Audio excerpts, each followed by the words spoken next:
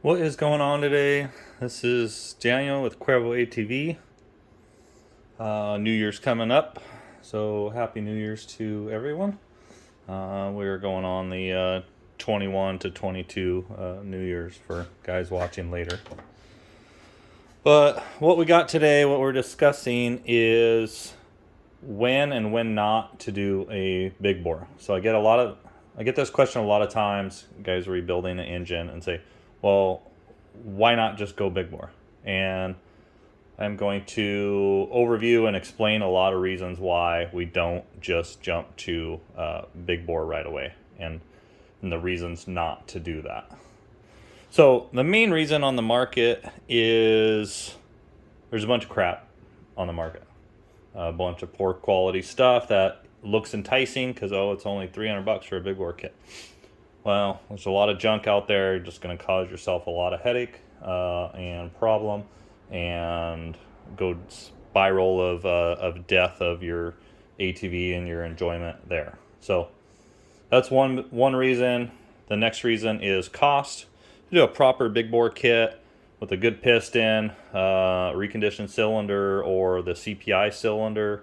It gets very expensive. You're going to be $1,000 plus to do a proper big bore kit with studs, gasket, and a nice cylinder and piston. Everything else below that is really you're asking for a headache. There's so many things wrong, and to do it properly with something that's going to last a long time, but also on our side of it is making more power and being able to support more power with mods. So maybe somebody doing a rebuild with a very mild engine with just a hot cam in it, something like that, might be able to get away easier than on a cheap part than somebody who's going to put a little bit of power on it and put some porting and want to be able to upgrade later. So what we are looking at here, I have a OEM cylinder that has been overbored and resurfaced, and a wire O-ring put in it. And then we have a OEM stock cylinder from Yamaha. Now there's OEM alternatives that are on the market that are cheaper.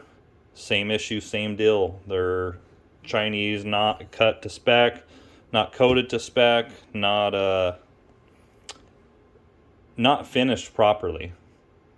So a lot of issues concerning that as well. But today we're going to look at one of the main reasons why not to go big bore right away, if you can get away with staying on stock bore, is the wall thickness of the actual cylinder. Now, a lot of the aftermarkets will say, oh, we have thicker walls, and from what I've seen, that's not the case. So if we look here, we have approximately 200 thou wall thickness, and we measure the same spot on stock cylinder, and we're 270. So we got about 70 thou difference in the water jacket between the piston and the water itself. And by thinning that out, what it does is the heat from the piston and the combustion transfer too fast into the water itself and causes overheating issues. So we want a thick enough wall to let's say slow down that transfer process, and be able to, the aluminum be able to saturate and soak under that heat load, instead of just going right into the water jacket and causing an overtemp boil over issue. So there is some going on there. I'm not real big on that issue, but the other concern is our sleeve. So our sleeve is 160 thou thick there, and we are right about 90, 85 there. So we're 70 thou thinner there as well. So this is as big as we go on the OEM, is 105.5. Now there's 106.5 Athenas on the market, and where do you think that they put that extra millimeter? Well, that skirt here, the bottom of that sleeve ends up being another 20 thou thinner per side. So you go from 85 to 65, because this doesn't get thicker outward because it can't fit in the case. So that 106.5, that's scary stuff. I'm real surprised we're not seeing more of those broken, but I'm sure we will in the future. But you lose a lot of strength. That piston's, as it's coming to bottom dead center, it's gonna rock around and move around a lot. So if we had any type of stroker stuff on that 106.5, I'm sure we would see a lot of failures with that. But luckily there isn't stroker pistons out for those. So that is one issue there, of why you want to go directly to big bore if you don't have to. So one of the main reasons I say to not go to big bore is if you are leaving the head stock or it's on a stock valve port, you're not going to make any more power going to a big bore. You'll make more torque, make some more mid-range, but up top it's actually going to fall off on the power curve sooner, because the head cannot, the stock port size, stock valve size cannot efficiently flow the air needed to support the larger CC size. So there's more area that needs to be filled on a big bore than on the stock bore. Now, something we can do instead of doing a big bore, okay, this is a 734 kit on a stock crank. Instead of doing that, what we do is our 6mm stroker crank with a stock bore that ends up at 740 cc. So you actually get a little bit more cc. But what happens, even if the head is stock or inefficient or the porting is not the greatest, it has more pull time going down as the piston's moving down, has more time to pull more air to be efficient. So a stroker is going to be more efficient on a head that is limited. So on the stock head, you can make more power with a stroke and a stock bore than a big bore on a stock crankshaft due to that. So that is one other way to approach that. If you are doing a rebuild, we can do that 6mm stock bore. That will be effective with some gains. So another reason on big bore not to jump to it directly is the gaskets available.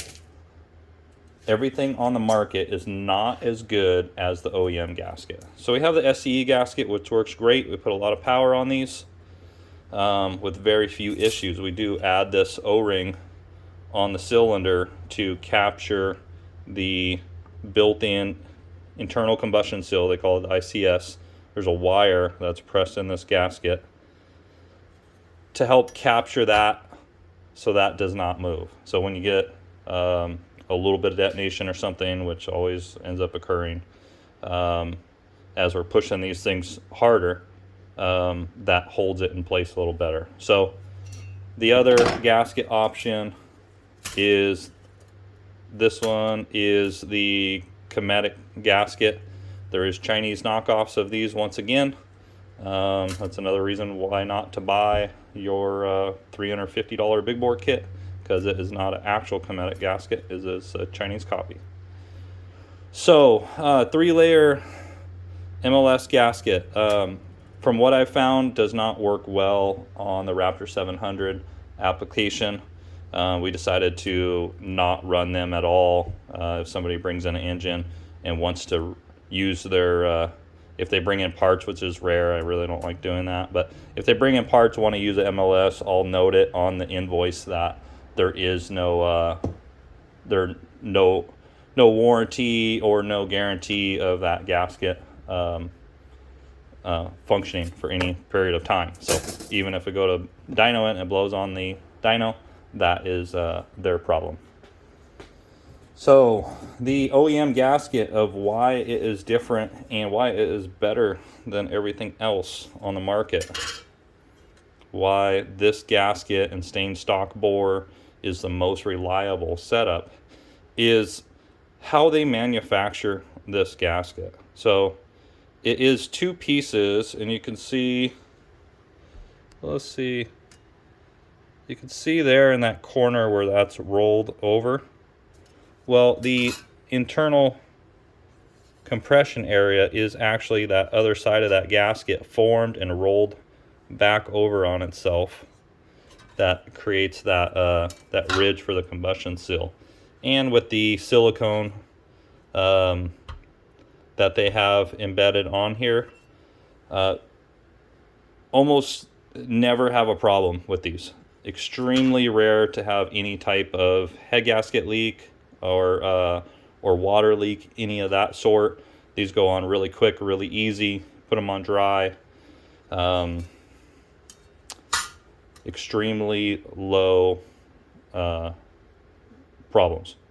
And they handle a ton of heat, a ton of abuse without issue. So sometimes I see engines come in where they finally blow a OEM head gasket, and it took so long for it to blow the head gasket that there is actually material missing from the cylinder and from the head because of how well this held up compared to the Kinematic and the SCE.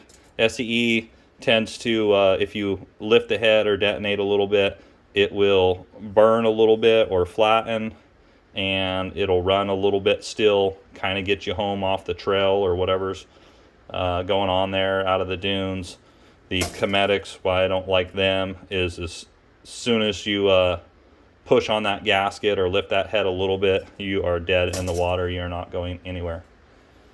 So the SCE, you can get away with a bit more ride time, get you back home. OEM gasket, extremely high success rate on that. So that's why I push for that.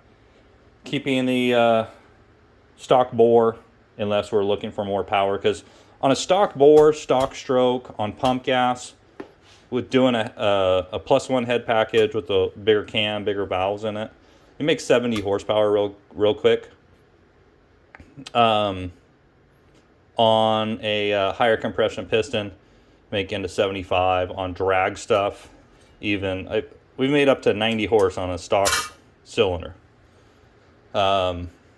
Carbureted, whatnot, but like the potential sort of the CC size, all the power is really limited in the head and porting. So it's not always jumped to CC size. So it's not going to fix what you're looking for in power.